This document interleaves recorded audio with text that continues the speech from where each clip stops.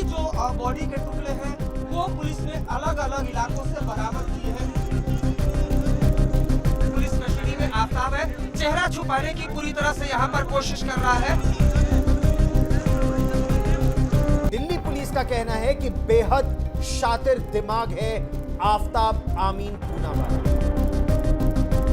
ये जो हड्डी का टुकड़ा है वो हमें यहाँ दिखाई दिया है और हम यहाँ पर मैं कोशिश करूँगा इसको उठाने की या दिखाने की आपको। ये देखिए, ये वो हड्डी का टुकड़ा है जो यहाँ से हमें दिख रहा है। और आप ये देखिए, ये कोई पॉलीथीन नहीं है जिससे ऐसा लग रहा है जैसे निकली है, इसी से निकाली गई है। तो इसी तरह की पॉलीथीन में फेंक कर वो चला जाता था। The police have also recovered more CCTV footage. 18 मई 2022 को आफ्ताब ने श्रद्धा का मर्डर कर दिया। उसने श्रद्धा का गला घोंटकर पहले उसको मार दिया, फिर उसके बॉडी के 35 टुकड़ों को अलग अलग काट कर उसने एक 300 लीटर के फ्रिज में रख दिया और फिर कई दिनों तक रात के 2 बजे एक एक करके उन सभी बॉडी पार्ट्स को छतरपुर के जंगल में फेंक कर डिस्पोज करता रहा। ये कहानी है श्रद्धा वॉकर, एक 27 साल की लड़की जो अपने बॉयफ्रेंड आफ्ताब अमीन पूनेवाला के साथ दिल्ली में रहती थी। उसके प्यार के सफ़र की शुरुआत हुई ही थी मुंबई से, लेकिन ख़त्म हुआ एक ऐसे अंधेरे में जो आज भी सबको डराता है। 27 साल की श्रद्धा अपनी फैमिली के साथ ही रहती थी, जिसमें उसके पापा विकास मदन वाकर, उसका बड़ा भाई श्रीजा और उसकी मम्मी सुमन मदन वाकर रहती थी। उनकी फैमिली ठीक थी, वो ज़्यादा गरीब भी नहीं थे और ज़्यादा अमीर भी नहीं थे, पर कुछ इंटरनल प्रॉब्लम की वजह से श्रद्धा की मम्मी सुमन और पापा विकास के बीच में बातचीत नहीं होती थी। श्रद्धा की मम्मी सुमन ने कभी भी श्रद्धा को परेशान होने नहीं दिया और जब श्रद्धा 20 साल की हुई तो उसने सोचा कि अब बहुत हो गया, आखिर कब तक हमारी मम्मी हमें सपोर्ट करती रहेंगी, मुझे खुद से कुछ काम करना चाहिए। तो वहाँ पर ज़्यादा अपॉर्चुनिटीज़ ना होने की वजह से श्रद्धा ने मुंबई जाने का सोचा, जहाँ जाने से पहले ही श्रद्धा ने एक फ्रेंड के थ्रू एक कॉल सेंटर में जॉब ढूंढ ली। 2018 में अपने फ्रेंड के घर मलाड मुंबई चली गई और जॉब शुरू होने के कुछ हफ्ते बाद उसने वही मलाड में अपने ऑफिस के पास एक कमरा भी ले लिया था। थोड़ा टाइम लगा उसे एडजस्ट होने में वहाँ पर धीरे धीरे वहाँ फ्रेंड्स बन रहे थे उसके। इस कॉल सेंटर में काम करते हुए श्रद्धा एक अपने पुराने दोस्त से मिली जिसका नाम था आफ्ताब पूनेवाला। आफ्ताब ने अपनी schooling Saint Francis school Vasai से करी थी, जहाँ श्रद्धा पैदा हुई थी, और आफ्ताब अपनी फैमिली के साथ ही रहता था। उसकी मम्मी हाउसवाइफ थी और आफ्ताब के पिताजी शू रिटेलर थे और अपने बेटे को BMS कराने के लिए मुंबई भेज दिया था। ये बात थोड़ी सी कम क्लियर है कि आफ्ताब और श्रद्धा के से पहले ये दोनों कैसे मिले। ऑफिस ज्वाइन करते वक्त श्रद्धा को ये नहीं पता था कि आफ्ताब वहाँ काम करता है। ऑफिस में नए होने की वजह से और नई सिटी में होने की वजह से भी श्रद्धा आफ्ताब से बात करने लगी एंड उन दोनों में रेगुलर बात होती थी कॉल सेंटर में एंड कॉल सेंटर के बाहर भी। ये दोनों मिलने लगे, साथ में घूमने जाने लगे, साथ में खाना खाने जाने लगे और ज़्यादा टाइम नहीं बीता था पर दोनों एक रिलेशनशिप में आ गए थे। रिलेशनशिप शुरू होने के कुछ हफ्ते बाद ही आफ्ताब ने श्रद्धा से बात की लिव इन रिलेशनशिप के लिए। मुंबई में इतना खर्चा है और वैसे भी हम दोनों साथ में ही हैं, हम दोनों एक दूसरे से प्यार भी करते हैं। और उस टाइम की कंडीशन को देखकर श्रद्धा ने इस चीज़ के लिए हाँ बोल दिया था। अब बाहर से तो आफ्ताब प्यार दिखाता था पर अंदर क्या चल रहा था उसके ये किसी को भी नहीं पता था। फिर श्रद्धा ने अपनी मम्मी को आफ्ताब के बारे में बताया, सारी डिटेल्स बताई, लिव इन रिलेशनशिप के बारे में भी बताया। और इसी के साथ श्रद्धा ने अपनी मम्मी को एक चीज़ बोली थी। उसने अपनी मम्मी से कहा कि मैं आफ्ताब से शादी करना चाहती हूँ। गाइज अब आप लोग समझो, श्रद्धा का पूरा नाम था श्रद्धा मदन वाकर, एक हिंदू, और आफ्ताब का पूरा नाम था आफ्ताब अमीन पूनेवाला, एक मुस्लिम। तो श्रद्धा की मम्मी ने इस रिलेशनशिप के लिए सीधा मना कर दिया था। श्रद्धा की मम्मी ने कहा कि अगर मैं समझ भी जाऊं तुम्हारे रिश्ते को तो हमारी फैमिली ये चीज़ नहीं समझेगी और हमारी फैमिली ये चीज़ एक्सेप्ट नहीं करेगी, इंटर रिलीजन मैरिज। वो मुस्लिम और तुम हिंदू, ये सब बोलकर उसकी मम्मी ने श्रद्धा को आफताब से अलग करने की कोशिश की। पर जब श्रद्धा नहीं मानी तो श्रद्धा की मम्मी सुमन ने श्रद्धा के पापा विकास से कहा कि वह श्रद्धा को समझाएं, वो आपकी बेटी है तो क्या पता वो आपकी बात समझ जाएगी और आपकी बात मान भी लेगी। श्रद्धा का भाई विकास भी इस मैरिज के अगेंस्ट था, पर श्रद्धा ने किसी की बात नहीं मानी और अपनी फैमिली से झगड़ा करने लगी थी। और ये लड़ाई इतनी बढ़ गई थी कि श्रद्धा ने अपना घर छोड़ने की धमकी दे दी और उसने पेरेंट्स से कहा कि अब मेरी कोई फैमिली नहीं है, इसके बाद मुझे प्लीज़ कभी भी कांटेक्ट मत करना। और इतना बोलकर वो हमेशा के लिए अपना घर छोड़कर चली गई। सितंबर 2019 में श्रद्धा हमेशा के लिए अपना घर छोड़कर आफताब के पास चली गई। उसकी फैमिली ने भी संपर्क ख़त्म कर दिया उससे बस श्रद्धा का भाई कभी कभी उसकी व्हाट्सएप स्टोरी या फिर इंस्टाग्राम स्टोरी देख लेता था। बट दिसंबर में उसकी मम्मी को उसकी बहुत याद आई और कॉल रिकॉर्ड्स के हिसाब से श्रद्धा की माँ ने उसे 2019 दिसंबर में कॉल की और फिर उससे समझाया, पर वो नहीं मानी। तो लास्ट में श्रद्धा की मम्मी ने हार मान ली और कहा कि तुम्हें अगर कभी भी वापस आना हो तो तुम्हारे भाई और हम यहाँ हमेशा हैं तुम्हारे लिए, ध्यान रखना इस चीज़ को। फिर अगले महीने 28 जनवरी को श्रद्धा की मम्मी की डेथ हो गई और मम्मी की डेथ हो जाने की वजह से वो आफताब से काफ़ी ज़्यादा अटैच हो गई थी। श्रद्धा के पापा के अकॉर्डिंग आफताब श्रद्धा को मारता था, उसकी सैलरी से अपना गांजा खरीदता था और श्रद्धा से घर की ग्रोसरी मंगवाता था और घर का ज़्यादा खर्चा श्रद्धा ही उठाती थी। वही पूरे साल भर ऑफिस जाती थी, जबकि आफताब ज़्यादातर टाइम घर में बैठा रहता था। अपनी बीबी की डेथ के बाद श्रद्धा के पिताजी ने श्रद्धा को 3 बार कॉल किया और कहा कि मुंबई छोड़ के वापस आ जाओ, वहाँ क्या रखा है तुम्हारे लिए। पर श्रद्धा हर बार यही बोलती थी कि आफताब दिल का अच्छा है, बस अभी उसका टाइम ख़राब चल रहा है, इसीलिए वो ऐसी हरकतें करता है। और जो ये लास्ट 3rd कॉल थी, ये श्रद्धा और उनके डैडी के बीच में आखिरी कन्वर्सेशन था। जैसा कि मैंने बताया, श्रद्धा का भाई श्रीजा उसके इंस्टाग्राम और व्हाट्सएप स्टेटस चेक करता रहता था। अब ये आदत श्रद्धा के पिताजी ने भी डाल दी थी, ये चेक करने के लिए कि मेरी बेटी कैसी है, सिर्फ ये चेक करने के लिए ही क्या मेरी बेटी ज़िंदा है। श्रद्धा ने पहले अपने पिताजी को सारे सोशल नेटवर्किंग साइट से ब्लॉक कर रखा था और उसकी मम्मी की डेथ के बाद शायद उसका मन बदल गया और उसने अपने डैडी को हर जगह से अनब्लॉक कर दिया था। फिर श्रद्धा के पोस्ट के थ्रू, श्रद्धा के स्टेटस के थ्रू ही उसकी फैमिली को पता चलता था कि वो कुछ कर रही है या वो ज़िंदा है या फिर वो कहाँ पर है। श्रद्धा के डैडी को श्रद्धा के स्टेटस से ज़्यादातर टाइम यही लगता था कि वो ठीक नहीं है। गाइज़, अब हमें आफताब के बारे में जानना बहुत ज़रूरी है। आफताब श्रद्धा से पहले भी कई सारे रिलेशनशिप में रहा था। आफताब डेटिंग ऐप पर भी काफ़ी एक्टिव था, जहां से वो श्रद्धा से मिला था। श्रद्धा के एक फ्रेंड के अकॉर्डिंग श्रद्धा बहुत ही ज़्यादा फ्री स्टाइल लड़की थी एंड आफताब से मिलने के बाद श्रद्धा पूरी चेंज हो गई थी। ऑफिस से फ्लैट, फ्लैट से ऑफिस, बस यही उसकी पूरी ज़िंदगी बन चुकी थी।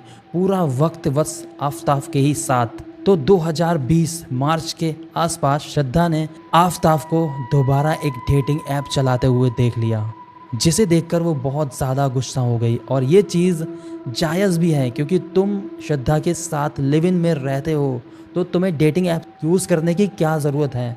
और यही चीज़ श्रद्धा ने भी आफताब को कही, पर आफताब ने श्रद्धा को कहा कि तुम बार बार ऐसा बिहेव मत करो, ये सारे ऐप्स मैंने तुम्हारे टाइम से ही रखे हैं, इसीलिए मैंने कभी अनइंस्टॉल नहीं किए। फिर श्रद्धा ने आफताब से कहा कि तुमने तो अपना फ़ोन चेंज कर दिया था, तो दोबारा से इन ऐप्स को क्यों इंस्टॉल किया। और उन दोनों के बीच काफ़ी लड़ाई हुई। फिर आफताब ने सॉरी बोला और दोनों के बीच में लड़ाई ख़त्म हो गई। इसके कुछ महीने बाद एक दिन श्रद्धा ने आफताब को ऑफिस में एक लड़की के साथ देख लिया था, वो भी बहुत क्लोज। तो श्रद्धा आफताब पर ऑफिस में ही गुस्सा हो गई, जिसकी वजह से फिर इनके बीच में लड़ाई हुई। आफताब ने फिर सॉरी बोला और फिर इन दोनों के बीच में सब कुछ सॉल्व हो गया था। कुछ हफ्ते बाद जब आफताब और श्रद्धा सो रहे थे तो अचानक से रात में आफताब को किसी लड़की का कॉल आया और ये देखकर इनके बीच में फिर से लड़ाई हुई। आफताब ने फिर सॉरी बोला। आफताब की हरकतों की वजह से श्रद्धा को काफ़ी इनसिक्योरिटी फील हो रही थी, पर इन दोनों की जब भी लड़ाई होती थी हमेशा श्रद्धा लास्ट में आफताब को माफ़ कर ही देती थी, क्योंकि श्रद्धा को ये होप थी, ये उम्मीद थी कि लास्ट में आफताब मेरी शादी होनी ही है।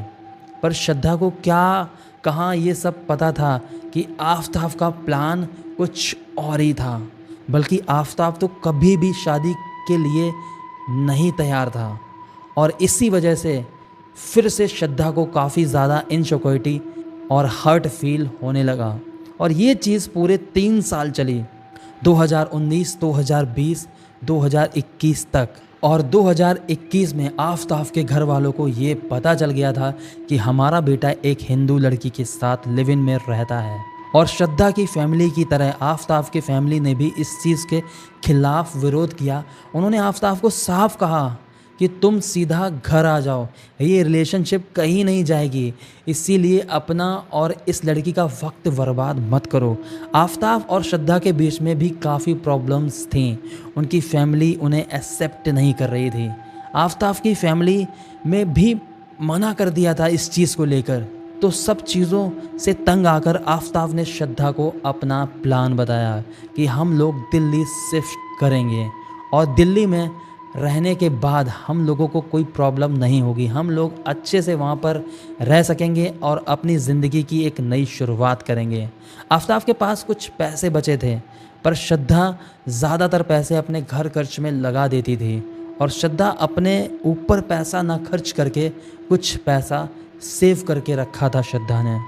श्रद्धा की सेविंग देखते हुए उन दोनों ने ये सोचा अब दिल्ली शिफ्ट हो जाएंगे। और दिल्ली जाने से पहले ये लोग पहले हिमाचल घूमने गए, पूरा एंजॉय किया और उसके बाद में 2022 को श्रद्धा और आफताब दिल्ली आ गए थे। वो 1-2 दिन होटल में रुके और उसके बाद अपने एक कॉमन फ्रेंड के घर गए जो कि छतरपुर में था।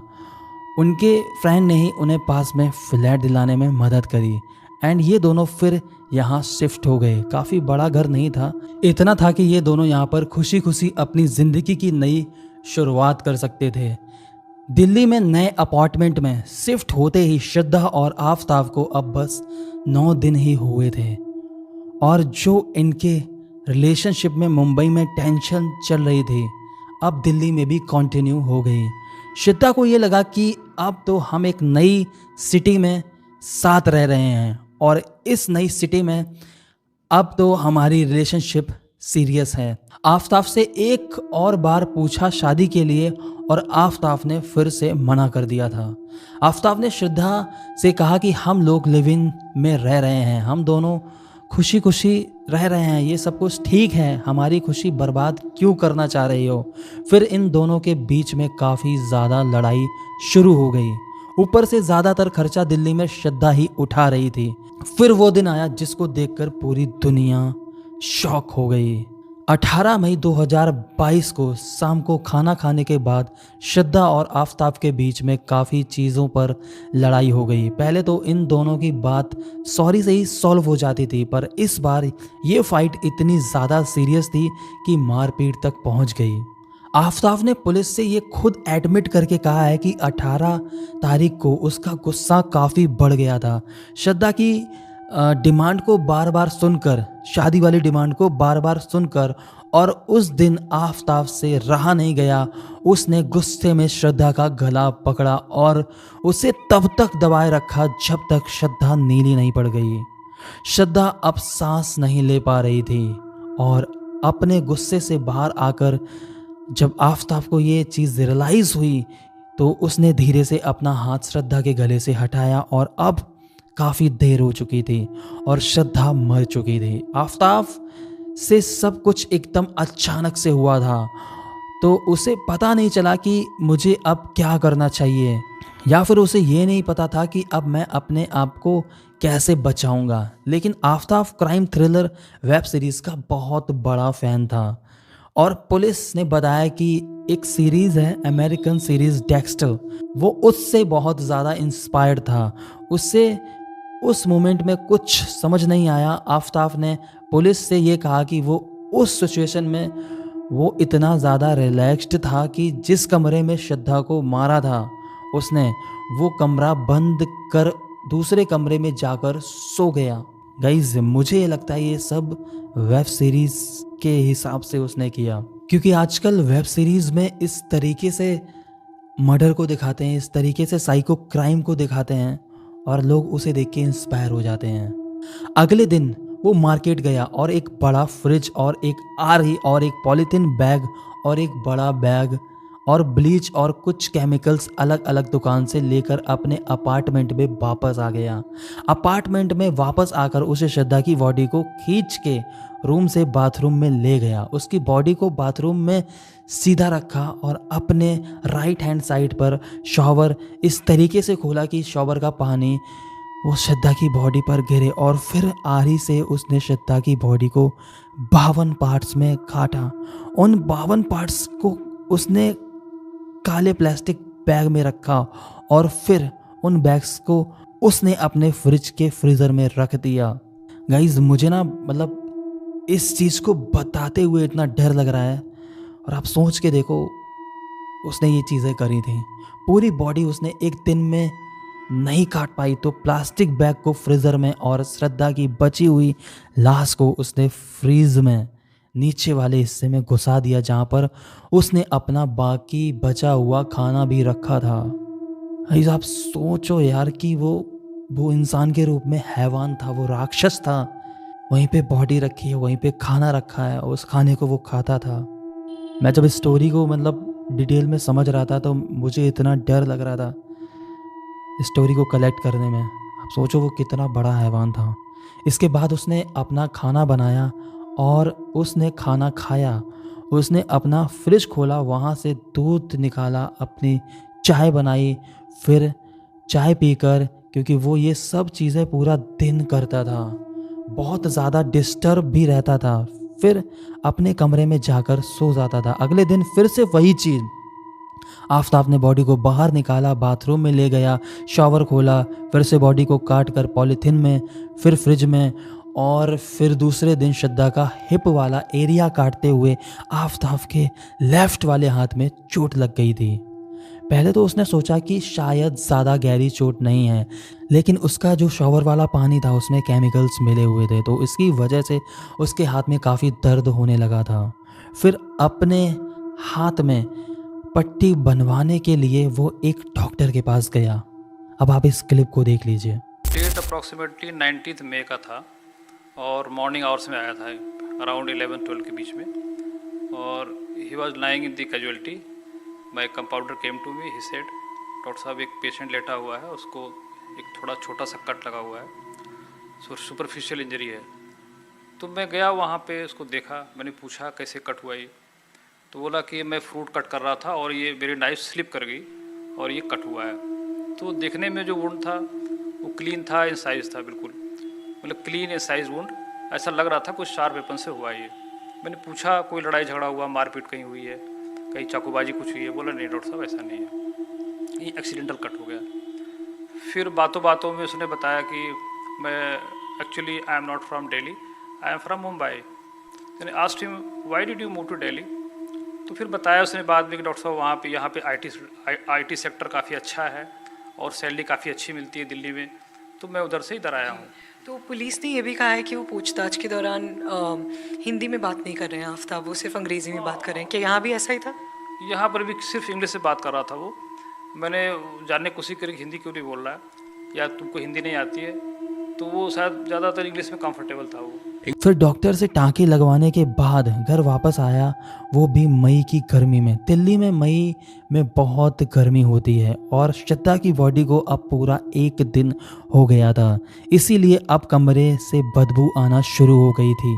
तो अब बदबू को भगाने के लिए उसने हर कमरे में सेंट छिड़का, अगरबत्ती जलाई, धूप बत्ती जलाई, फिर वापस से काटना शुरू कर दिया। और अब ज़्यादा रात हो गई थी और आज हाथ भी दर्द हो रहा था, तो उसने फूड डिलीवरी वाले से अपने लिए खाना ऑर्डर कर अपने डोर तक डिलीवरी करवाई। आफताब को इतना भी डर नहीं था कि कोई उसे देख ना ले।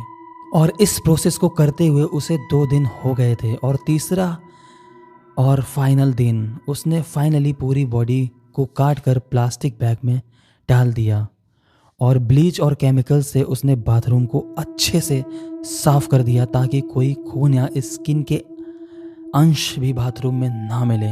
और लास्ट में सिर्फ बचा था श्रद्धा का सर। फिर उसने सर को एक प्लास्टिक बैग में रखा और फिर आफताब आराम से बैठकर सोचने लगा।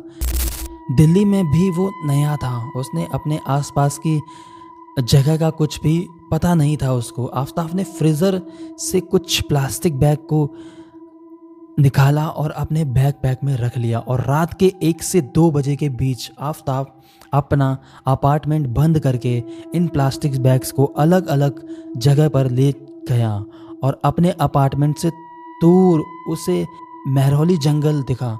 तो आफताब ने अपने फ़ोन की फ्लैश लाइट जलाई, जंगल के अंदर घुसा और ये प्लास्टिक बैग उधर ही फेंकने शुरू कर दिए। फिर फ़ोन की फ्लैश लाइट बंद करके बाहर निकला ताकि पुलिस या कोई भी आदमी उसे देख ना ले। इस जंगल वाले एरिया में काफ़ी लोग दारू पीने आते थे, तो उसे ये भी डर था कि कहीं उसे कोई देख ना ले। वो घर वापस आया और फिर उसने उस दिन कितने प्लास्टिक बैग और कितने टुकड़े फेंके हैं उन्हें काउंट करने के लिए एक डायरी बनाई और वो डायरी नोट लास्ट में पुलिस को मिल गई थी। शरीर के कितने टुकड़े करे उसने और कितने प्लास्टिक बैग्स को कहाँ कहाँ फेंका, इस चीज़ को उसने डायरी में बहुत अच्छे से काउंट करके रखा था। गाइज, आप समझ सकते हो कि आफताब किस टाइप का आदमी था। आफताब ने एक सेकंड प्लान भी बना रखा था कि उसे कहाँ और कब आने वाले दिन में प्लास्टिक बैग को फेंकना है, जैसे कि महरौली के जंगल, मैदानगढ़ी, तालाब, गुरुग्राम, DLF एंड और भी बहुत सारी साइट्स, ताकि वो एक जगह पर प्लास्टिक बैग्स को बार बार ना फेंक दे। क्योंकि उसे डर था कहीं वो पुरानी वाली लोकेशन में अगर दोबारा प्लास्टिक बैग फेंक देता है, और उसे ये भी डर था फिर वहाँ पर कुत्ते या जंगली जानवर एक साथ एक जगह पर इकट्ठा ना हो जाएं, जिससे वहाँ पर लोगों को पता ना चल जाए और लोग वहाँ पे इकट्ठा ना हो जाएं। और ऐसा ही करते करते उसे लगभग 10 दिन हो गए थे। फिर आफताब अब ऑफिस भी जाने लगा था और अब उसने श्रद्धा का फ़ोन चलाना भी शुरू कर दिया था। श्रद्धा के फ़ोन से व्हाट्सएप मैसेज, इंस्टा स्टोरी और कुछ फीड्स का रिप्लाई भी करता था ताकि किसी को ये ना लगे कि श्रद्धा अभी ज़िंदा नहीं है, सबको यही लगे कि श्रद्धा अभी ज़िंदा है। और सबसे बड़ी चीज़ आफताब ने इस बीच ये करी, श्रद्धा के फ़ोन से आफताब ने अपने अकाउंट में 54,000 रुपये 54,000 रुपीज़ ट्रांसफ़र कर लिए थे।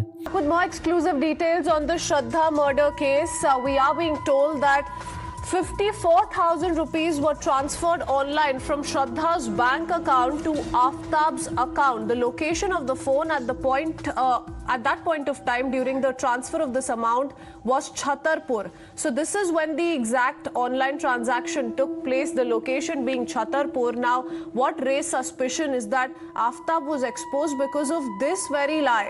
आफताब बिल्कुल शांत था क्योंकि उसे पता था कि श्रद्धा की फैमिली आफताब के संपर्क में कभी भी नहीं रही थी। मुंबई के उसके दोस्त उसके कांटेक्ट में नहीं थे और आफताब के तो कोई दोस्त उससे पूछेगा ही नहीं। उसे बस अब सोशल मीडिया पर यह दिखाना था कि श्रद्धा अभी भी जिंदा है। आफताब अपने किसी पड़ोसी से बात नहीं करता था और ज़्यादातर टाइम अपना कमरा बंद ही रखता था। जब वो ये सारे प्लास्टिक बैग फेंक रहा था तो उसे थोड़ा अकेलापन महसूस हुआ। वापस वो अपने डेली लाइफ रूटीन में आया और वहाँ पर डेटिंग ऐप चलाना शुरू कर दिया। डेटिंग ऐप के थ्रू एक लड़की से वो मिला, उसने उस लड़की को अपने घर बुलाया, उन दोनों ने वहाँ पर खाना खाया, टाइम स्पेंड किया और कैन यू इमेजिन, श्रद्धा का सर अभी भी उसी फ्रिज में रखा था। अब यहाँ पर आपको एक और कैरेक्टर देखने को मिलेगा आफ्ताब का। वो कैरेक्टर ये है कि मर्डर करने के तकरीबन 15 दिन बाद बम्बल से उसने एक लड़की से फ्रेंडशिप की थी।